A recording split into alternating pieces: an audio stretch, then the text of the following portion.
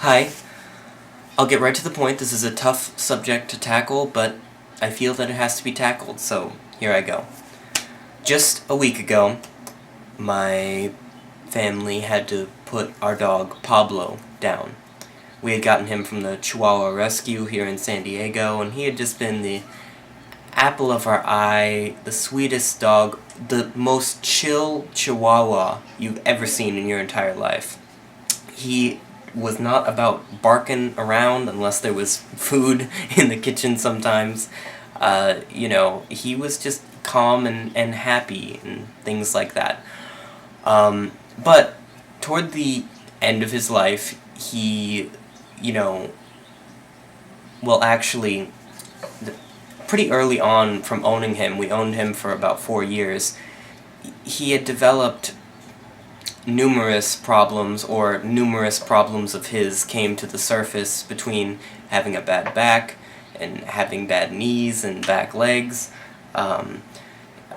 More recently, he had developed a heart condition, a heart murmur, and I think an oversized heart, and breathing heavily at times, and not being able to play and dig around like he liked to do with us.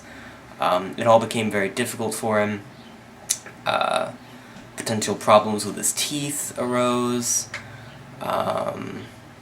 Just a lot of different physical ailments. And beyond that, really close to the time when we had to put him down, he began getting spasms or seizures as a result of his heart, anxiety, all these different things. And it was really bad. I'm sorry I'm going into all this detail about his condition, but I just want to put it in perspective. And we did have to put him down. It was my father's decision, but, for the longest time, I haven't agreed with putting anything down. And I'm really not sure how I feel about it with Pablo's sake, but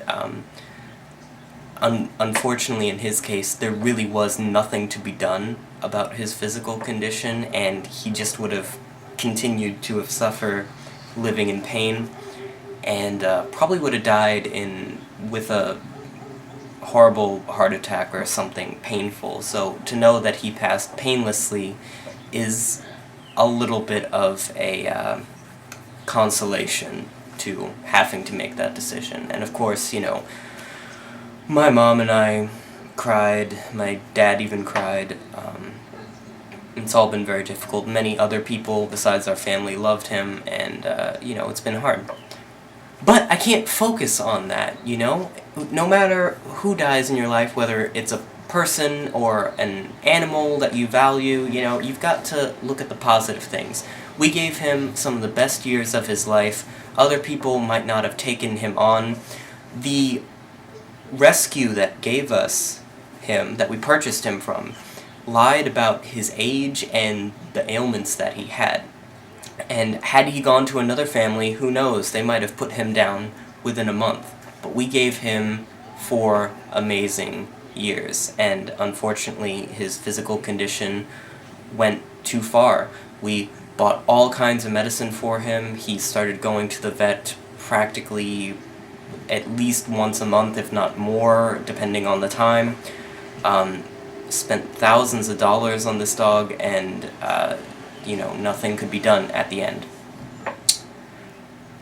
But why am I focusing on that? Because there were plenty of times where he was in good physical condition, whether that be before these problems started to arise or when we had him on the proper medication and things were going well. He was a happy dog and he brought us so much joy. But more importantly, I should get to the point of this video that I've been trying to get to, is I've created a list called 5 Things My Dog Taught Me, also known as the Pablo Creed. And these are just 5 things that I've been thinking about since we had to put him down. And they're legitimate lessons that Pablo brought to me and my family. And, some of you might think, pets are just pets and they're not worth anything. Well, even though they're not people, I think from the whole experience of caring for him and him being in our household and seeing his behavior, though it isn't animal behavior, I've learned some things, and I want to share them with you. The number one thing that Pablo taught me is to stop senseless fights.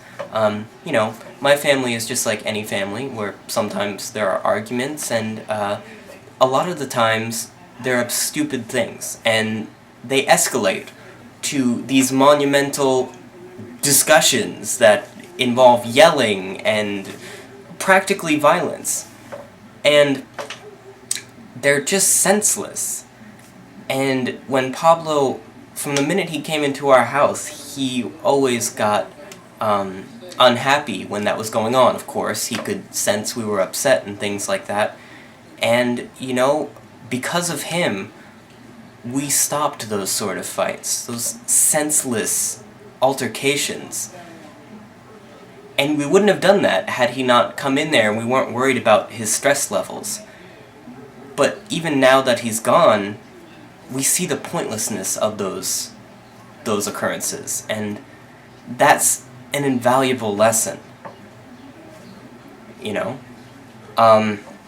Another thing that I learned is just to love more. Pablo, like any dog, didn't ever really hold a grudge against anyone. He just loved and always loved more. And I feel like that's an important thing. It's just, when you feel like you can see that quality in nature, you can see it in your own dog, and then you want to look into your own life and see that as well. A really important one, and this is something I valued long before Pablo came into our life, but I think is important, is to enjoy the simple things. Started walking more when we got Pablo, took him on walks every day, all the time, and I became healthier, and I enjoyed the walks, and now I take walks just to walk. And maybe walking isn't your thing, but it's just my personal example. And what I've found is that you sit down and you appreciate the simple things, and you realize that simple just doesn't really do them justice. They're so much more important than that. And there are grand, complex things to appreciate and to love as well, but sometimes it's those easy life moments that we take for granted that you really need to acknowledge them. Not just acknowledge them, but embrace them. Another thing is to make wise, careful decisions. Now, while we did give Pablo the best years of his life, owning a dog maybe wasn't exactly the best choice for my family, financially, and as far as life decisions and load that we could carry. We did it, and we were diligent, and we did our part the best that we could, but I would advise anyone who's planning on getting any pet to do research on caring for that pet and to make sure that your family is prepared to take that sort of thing on. Because if you make any decision not prepared for it, well, I like making decisions on a whim sometimes, but you have to be realistic sometimes. And then the fifth and final thing is just to help those in need. And we may not have realized it at first, but Pablo was a dog in need. He was a victim of, first of all, animal abuse. Most likely he was in a puppy mill used for breeding, which those can be terrible conditions, but also a victim of the lying organization that sold him to us. And we took care of him and things like that, but it's just so important to ignore yourself sometimes.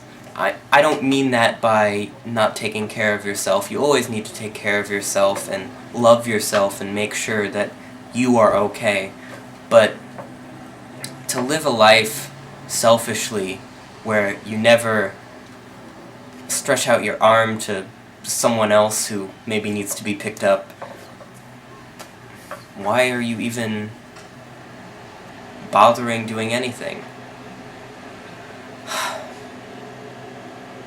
Well, this has probably been messy and not the best video log ever, but I hope you got something from this, and I hope this is a good tribute in memoriam of Pablo Klein, and if we could all take these lessons away from this and carry them out into our life, I feel like it makes everything worth it, and for me personally, it really takes off the depression of losing a dog that you love. And you might think, oh, it's just a dog. Well, sometimes the simple things are pretty important.